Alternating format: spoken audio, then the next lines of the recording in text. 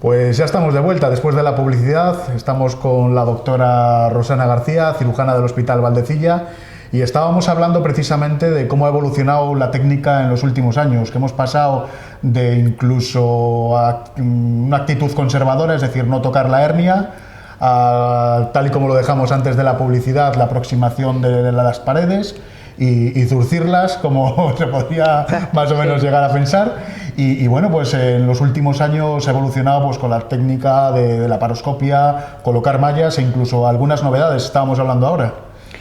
Sí, bueno, como es lógico, siempre hay grados en la patología. Decíamos que las eventraciones más pequeñas sí que está indicado realizarlas por laparoscopia, pero es que hay veces que tenemos eventraciones de hasta 20 centímetros de anillo, es decir, grandísimos defectos en el abdomen, y se producen las típicas eventración o hernia, que tiene un nombre muy gracioso, muy curioso, que es la hernia o eventración con pérdida de derecho a domicilio.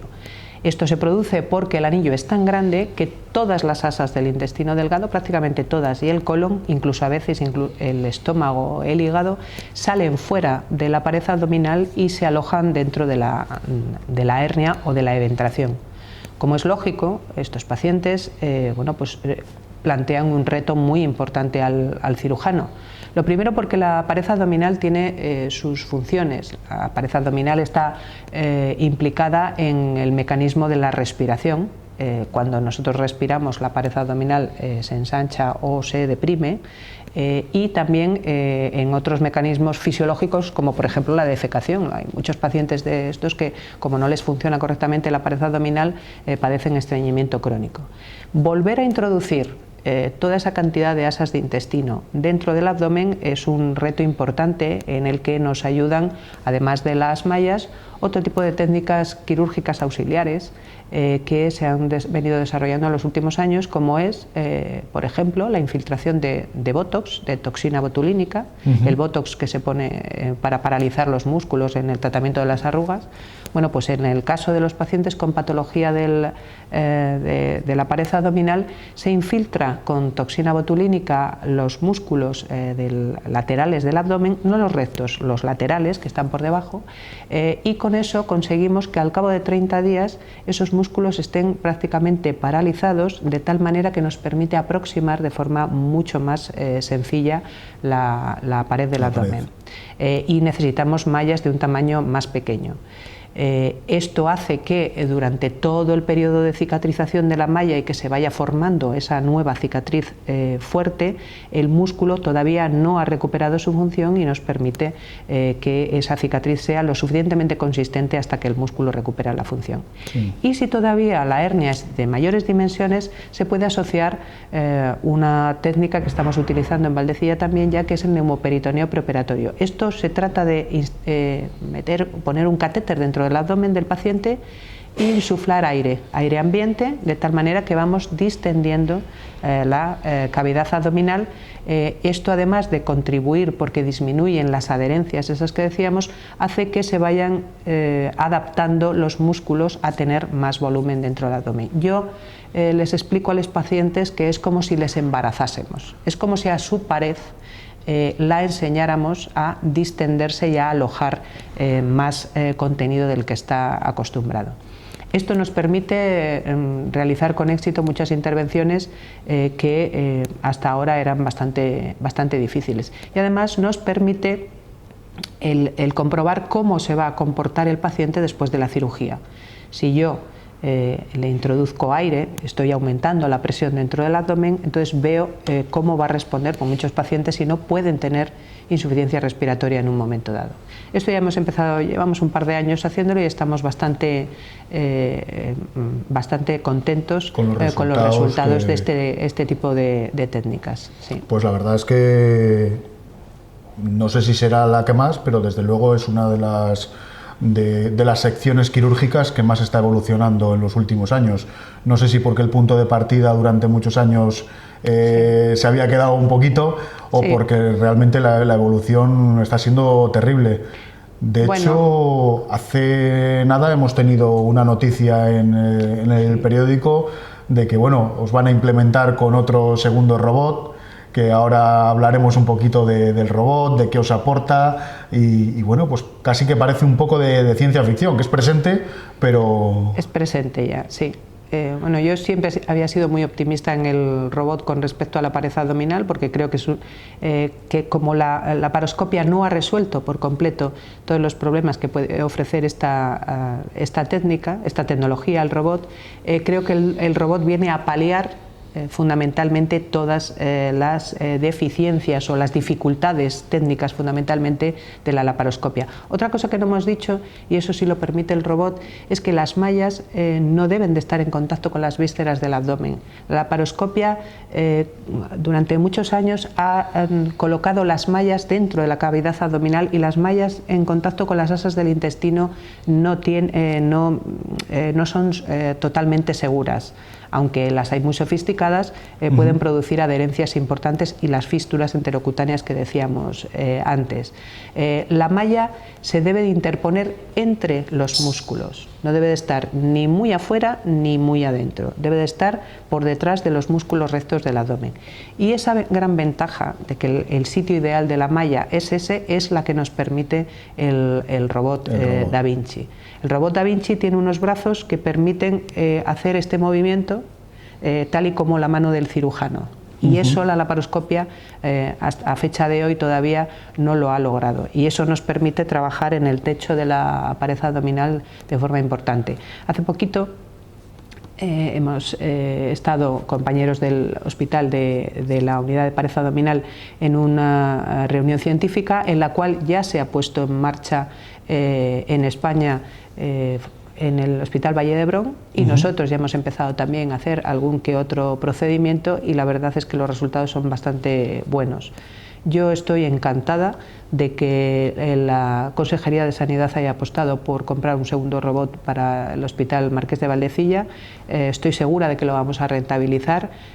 Nosotros tenemos casos para poder sacar la ventaja para el paciente que él supone, y otras especialidades van a poder utilizarlo también con todas las ventajas que ello aporta. Yo soy una gran defensora del robot Da Vinci. Creo que está aquí ya para quedarse y creo que aporta muchísimas ventajas al paciente el primero y a los cirujanos también, porque a los cirujanos les aporta la ventaja de que tienen una cirugía mucho más segura que la previa, y eso ya es ventaja para ambos. Para que se hagan un poco una idea a nuestros televidentes, el proceso de intervención por el Da Vinci, ¿utilizaríamos también puertos de entrada como si fuese la laparoscopia?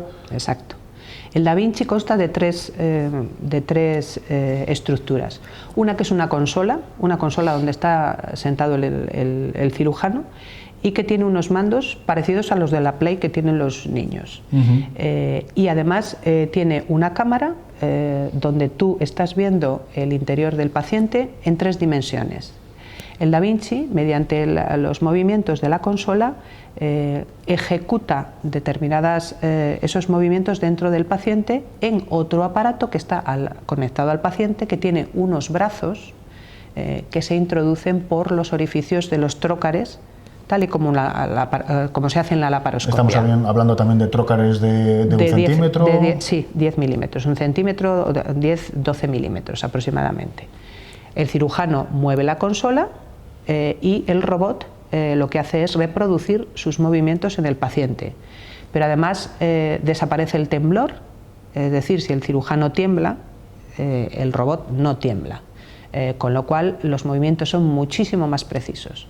Y la consola le permite al cirujano ir avanzando dentro del abdomen e ir aproximándose de tal manera que lo que nosotros veíamos antes como un capilar, que a veces, un capilar es un paso muy pequeñito, que a veces no lo ves, la consola, el robot Da Vinci, te permite verlo a un tamaño muchísimo más aumentado, es decir, es una cirugía muchísimo más precisa, es cirugía de relojero casi. Aumenta muchísimo el campo, vemos absolutamente todos los nervios, nos podemos meter por todos los recovecos del cuerpo humano. Eso se traduce en menos sangrado para el paciente, poder llegar más lejos en la extirpación de tumores o en la reparación de determinadas de determinadas patologías o determinados defectos, nos permite abordar sitios que eran inescrutables hasta ahora, y permite, por ejemplo, en la cirugía del cáncer de colon y recto, evitar estomas, evitar colostomías, que eran definitivas durante mucho tiempo, porque te permite llegar más abajo. Es decir, yo creo que el robot ha mejorado muchísimo la asistencia quirúrgica a los pacientes. ¿Reduce los tiempos de intervención o más o menos es parecido? De momento no, de momento todavía no, pero porque se tarda en montar el robot, pero yo soy una firme convencida de que lo mismo que los teléfonos móviles cuando aparecieron iban en los coches, eran teléfonos de coche y que eran tremendos, unos armarios prácticamente, y ahora lo llevamos en nada, en nuestro bolsillo. El robot acabará siendo bueno, pues un instrumento que se manejará con mucha más facilidad, con mucha más rapidez, y al final acabaremos metiendo una especie de alambres finitas que nos transmitan toda la información. Yo creo que toda la evolución está por venir, pero no tardará demasiado tiempo. Estoy firmemente convencida. Sí, evidentemente estamos hablando de los comienzos de una técnica, sí, y la evolución, sí, será pues como las propias de informática, que van a velocidades de vértigo. Exponencial, sí. La colocación de malla sería prácticamente igual, pero sí que os da muchísima más facilidad. No, la colocación de la malla se puede colocar en el sitio correcto, que esa es la gran ventaja que aporta el robot. Si la laparoscopia hace dificultosísima la colocación de la malla por detrás del músculo, entre el músculo y la aponeurosis, el robot permite de una forma muchísimo más rápida disecar todo ese espacio y colocar la malla ahí. Esa es una de las grandes ventajas, por ejemplo, en la patología abdominal. ¿Y el cierre de los puertos sería exactamente igual que en la laparoscopia? Igual, el cierre de los puertos sería igual que en la laparoscopia, sí. Pues la verdad es que está avanzando mucho la sí, técnica y mucho el servicio, ¿eh? Sí. Volviendo un poco a la laparoscopia, al hacer las incisiones mucho más pequeñas, evidentemente se reducirán exponencialmente, digamos, las infecciones quirúrgicas. Sí.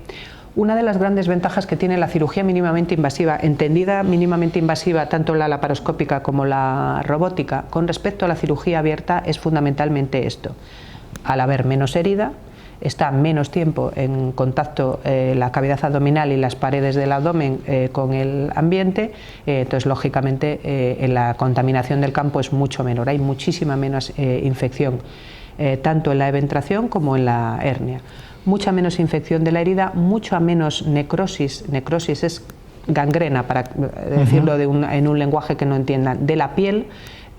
No hace falta colocar drenajes. Nosotros, cuando abrimos un campo muy extenso y se produce mucha secreción de fluidos o de sangre, tenemos que colocar unos pequeños tubos que nosotros llamamos drenajes, y con la cirugía mínimamente invasiva no hace falta colocar drenajes la mayoría de las veces.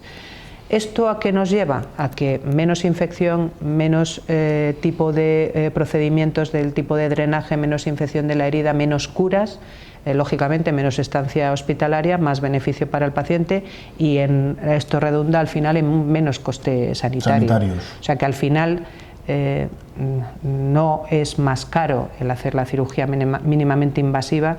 Si lo vemos solo en lo relativo al procedimiento en sí, a lo mejor sí, si miramos como se debe de mirar lo que es el coste por proceso completo, desde que el paciente ingresa hasta que el paciente acaba curado del todo, pues la verdad es que yo estoy convencida de que si hiciéramos un estudio de este tipo, saldría a cuenta la cirugía mínimamente invasiva, tanto la laparoscópica como la robótica. Sin duda.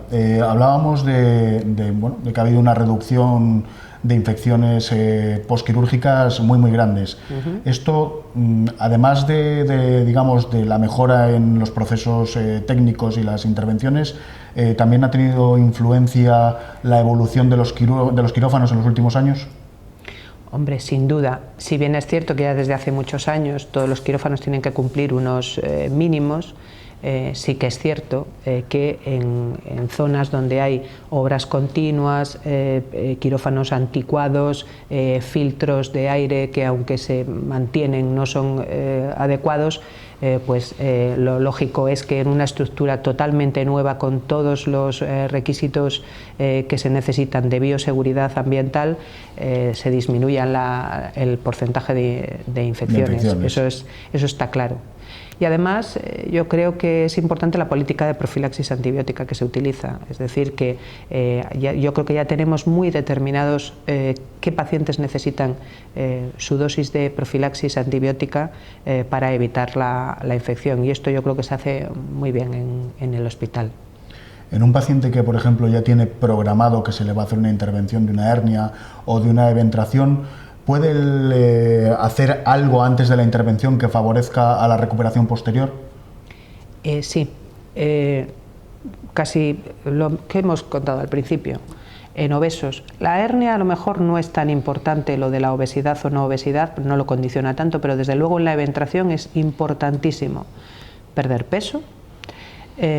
Cuanto más obeso es un paciente que se opera de eventración, más probabilidades tiene de infección de la herida y de que se reproduzca, de que la eventración vuelva a salir otra vez después de operada. Tienen que perder peso. De hecho, hay algunos cirujanos en el país importantes que no operan a los pacientes hasta que no se han comprometido. Esto es un compromiso mutuo. Si el paciente no adquiere el compromiso que necesita, bueno, pues el cirujano es una especie de contrato. Si tú no cumples tu parte, yo no puedo garantizarte mis buenos resultados, ¿no? Entonces se les hace adelgazar. Y luego yo les digo mucho a los pacientes que tienen que entrenar sus pulmones para después de la cirugía, y esto en cualquier cirugía, y les digo pues que utilicen el espirómetro incentivo o que soplen globos. Les mando a comprar globos y les digo que es una magnífica forma de entrenar el hacer ejercicio inflando globos, respiratorio, sí. Evidentemente dejar de fumar, por supuesto. Por supuesto, dejar de fumar también. El tabaco disminuye la vascularización, el riego de los tejidos de la pared abdominal, con lo cual es importantísimo dejar de fumar. Sí. ¿Y hasta qué punto? Es decir, porque comentabas que es importante el que bajen de peso, pero claro, eso no es una cosa que sea inmediata. Entonces, ¿cómo valorar ese bajar de peso por parte del paciente frente a que la hernia siga avanzando en su proceso? Es que si pierden peso no avanza la hernia, si le ganan sí. Cuando uno engorda, le aumenta la grasa de la pared abdominal, pero también aumenta la grasa interna. Cuando aumenta la grasa interna, lógicamente hay más volumen, y al haber más volumen, lógicamente la hernia se hace más grande. En el momento en que pierden peso, esa disminución de la grasa mesentérica, que nosotros decimos, condiciona que, aunque sea como más evidente, el tamaño de la hernia no aumenta. Al perder la capa de grasa, a lo mejor ellos se lo notan más, pero desde luego mejora muchísimo las condiciones de la hernia. En algunos pacientes les hemos enviado incluso a poner balones intragástricos para perder peso antes de la cirugía. Y después de la cirugía tampoco pueden engordar. No pueden engordar porque se reproduce la hernia, las mallas no dan de sí. Eso te iba a preguntar, que si realmente, es decir, hemos hablado de qué hacer antes de la intervención, después de la intervención hay que llevar ciertos hábitos saludables, hay hábitos que favorecen a la recuperación. Bueno, en principio nosotros, aunque no está demostrado conforme a la evidencia científica, que es con la que trabajamos los sanitarios, casi todos recomiendan llevar una faja después de la cirugía. La faja les va a reducir el dolor, les va a permitir sentirse más seguros y les va a evitar algunos pequeños contratiempos o esfuerzos después de esta cirugía. No pueden hacer esfuerzos ni cargar pesos por lo menos durante el mes siguiente, mes y medio después de la cirugía. Eso desde luego lo tienen que tener claro.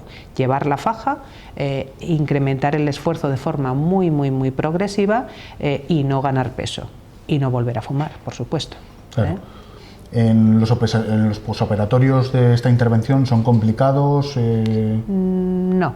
no son si hemos preparado muy bien lo que se llama la prehabilitación a los pacientes antes, con su fisioterapia respiratoria, el espirómetro incentivado, si han perdido peso, si se les ha enseñado unas normas básicas y ellos lo cumplen, el posoperatorio no es demasiado complicado, dado que no hay ninguna anastomosis intestinal, no hay peligro de que haya dehiscencias, peritonitis. Siempre puede ocurrir algún accidente, pero desde luego no es una cirugía de una gravedad extrema. Sin embargo, sí es cierto que les mejora muchísimo su calidad de vida. Estos pacientes son pacientes muy satisfechos después de la cirugía. Es algo que ellos están viendo todos los días. Evidentemente todas las intervenciones tienen sus pequeños o grandes riesgos. Este tipo de intervenciones, ¿cuál es el principal riesgo que puede tener? El principal riesgo que tiene, la complicación más frecuente es el hematoma, el sangrado. Pero bueno, el sangrado por lo general se suele controlar. Hombre, a lo mejor hay que llegar incluso a reintervenir por sangrado, pero no es la norma. Siempre a lo mejor hay alguna causa subyacente que provoque el sangrado, alguna alteración de la coagulación, así. Y luego lo más importante es la infección de los bordes de la herida y la necrosis de la piel, como habíamos dicho. O sea que si conseguimos evitar eso, desde luego hemos conseguido evitar la mayoría de los problemas del posoperatorio de estos pacientes. Hablábamos que habéis estado parte del servicio en un congreso sí, con especialistas de pared abdominal de otros hospitales de España. A tu juicio, ¿cómo se encuentra Valdecilla en estas técnicas frente al resto de hospitales nacionales? Pues hemos venido muy contentos porque esta unidad es una unidad muy joven. Llevamos apenas 3 años trabajando en ello, pero yo creo que hemos corrido muchísimo para ponernos a nivel de los primeros en el país. Hemos estado con servicios que son punteros en la cirugía de la pared abdominal y desde luego estamos a nivel con ellos. Y es más, yo creo que en el momento que empecemos a desarrollar la cirugía robótica nos ponemos por delante de muchos de ellos, por delante de casi todos, si es que esto se consolida. Estoy convencida de que sí. Es decir, que vamos a hablar en el futuro de que el servicio de cirugía general y especialmente de pared abdominal de Valdecilla va a ser referencia a nivel nacional. Hombre, estamos un poco lejos todavía de eso, pero desde luego si conseguimos despegar en el tema de la robótica es posible que sí. Ya algunos nos consultan de algunos otros hospitales que si podemos hacer aquí algunos tipos de cirugía, pero eso hay que tener mucho cuidado. Que ya es un síntoma importante. Sí, sí. Hemos hablado sobre todo de presente, de futuro, la evolución de de este tipo de tratamientos. ¿Dónde lo ves dentro de 10 años? ¿Sobre todo por la robótica o crees que además va a haber factores que puedan hacer que evolucione más rápido? Yo creo que lo veo por la robótica. La cirugía de la eventación, sí que es cierto que al hacerse cada vez más cirugía mínimamente invasiva, las eventraciones, las hernias serán diferentes, serán con anillos más pequeños, probablemente más profundos. Esos probablemente se arreglen mejor con el robot que con la cirugía abierta, porque ya hemos dicho que son los grandes defectos los que van fundamentalmente a cirugía abierta.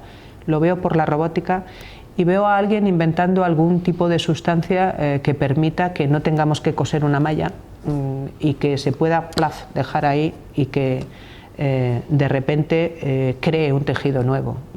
No lo sé, lo mismo que las células madres se han utilizado en otras cosas, lo mismo alguien desarrolla una cosa parecida. Pues esperaremos a ver cuál es la evolución.